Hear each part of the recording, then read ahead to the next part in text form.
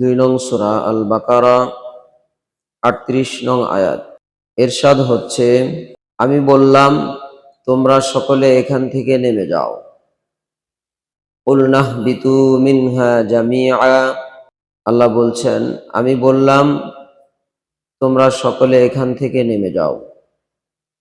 فَإِمَّا يَأْتِيَنَّكُم مِّنِّي هُدًى فَمَن تَبِعَ هُدَايَ, অতঃপর যখন আমার পক্ষ থেকে তোমাদের নিকট কোনো হেদায়েত আসবে, তখন যারা আমার হেদায়েত অনুসরণ করবে, ফালা খাউফুন আলাইহিম ওয়ালা হুম ইয়াহজানুন, তাদের কোনো ভয় নেই এবং তারা চিন্তিত হবে না। সুবহানাল্লাহ। খাউফুন এর অর্থ আগত দুঃখ কষ্টজনিত আশঙ্কার নাম, আর হুজনুন বলা হয় কোনো উদ্দেশ্য সফল না হওয়ার কারণে সৃষ্ট গ্লানি ও দুশ্চিন্তাকে।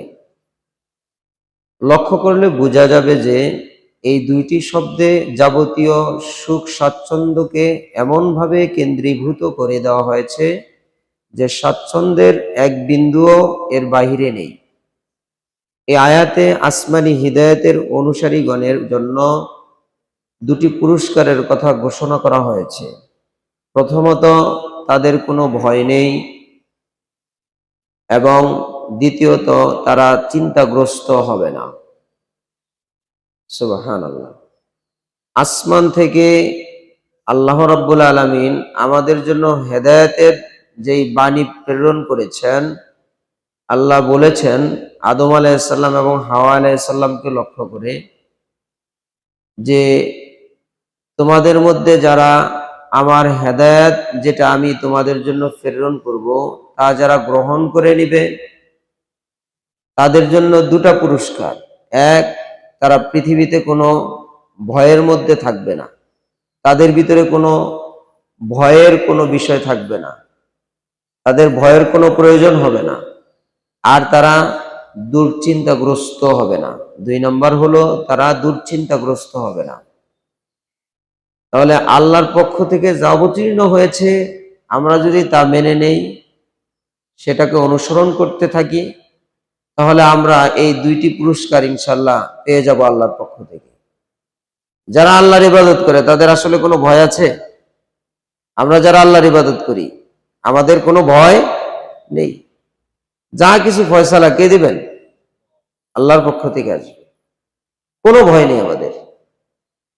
আমরা আল্লাহর যখন হুকুম আসবে, ডাক আসবে, আল্লাহর ডাক আসার পূর্ব পর্যন্ত আল্লাহর বিধানগুলোকে যখন আঁকড়ে ধরে থাকবো, আমাদের নিশ্চিত বিশ্বাস আছে আমাদের রব আমাদের ক্ষমা করে দিবেন, আমরা পরকালে শাস্তি থেকে মুক্ত থাকবো।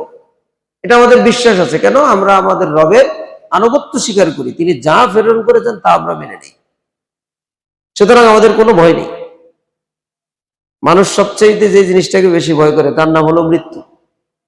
মৃত্যুকে বেশি ভয় করে না, মরণকে সবচেয়ে বেশি ভয় করে। তার জ্বলন্ত প্রমাণ হচ্ছে করোনার সময় মানুষ এর কিছুটা হলো অনুধাবন করেছে।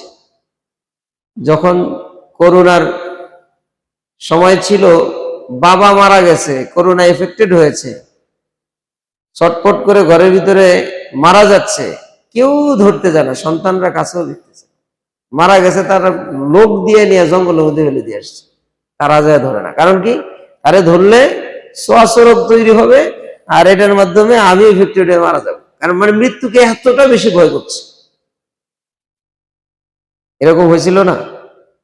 কিন্তু না, যারা আল্লাহকে ভয় করে তারাই দুনিয়ার এগুলোকে ভয় পায় নাই। যেমন আমি নিজ হাতে এরকম 2-10 জনের যারা করোনা এফেক্টেড হয়েছে তাদেরকে ধরে মুছে ঝেড়ে দিয়েছি, ফু দিয়েছি, সেবা করছি। কেউ ধরে না, ধরে নিয়ে তাকে হাসপাতালে নেওয়ার ব্যবস্থা করছি। কারণ আমার ভিতরে ভয় নেই। একমাত্র একজনের ব্যাপারে ভয় আছে, তিনি হলেন আমার রব আল্লাহ। আর আমি এটা জানি, আল্লাহ আমার উপর হুকুম না করলে এটা আমাকে কিছুই করতে পারবে না। এটা ভ্রান্ত বিশ্বাস। সোয়াস আমাকে আক্রমণ করবে না, কিচ্ছু করতে পারবে না। আল্লাহ বাঁচিয়ে রাখছে না? যাই হোক, এভাবে করে যারা হেদায়েত প্রাপ্ত হবে তারা একমাত্র আল্লাহকে ভয় করবে, আর কাউকে ভয় করবে না, আর তাদের কোনো চিন্তাও থাকবে না। আল্লাহ যেভাবে রাখছে, দ্যাটস এনাফ, যথেষ্ট। আলহামদুলিল্লাহ, আলহামদুলিল্লাহ। একবেলা খেতে পারছি, আলহামদুলিল্লাহ। সারাদিনে খেতে পারি নাই, আলহামদুলিল্লাহ। আমার রবের পক্ষ থেকে আমার ফয়সালা আসবেই আসবে।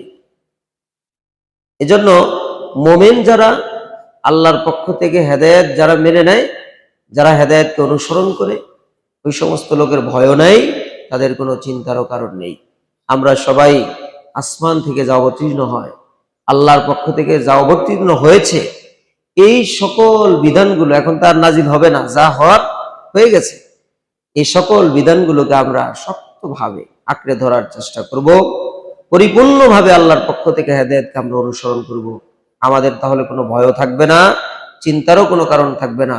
আল্লাহ আমাদের সবাইকে আল্লাহর পক্ষ থেকে যা হেদায়েত এসেছে এটাকে অনুসরণ করার তৌফিক দান করুন, আমিন।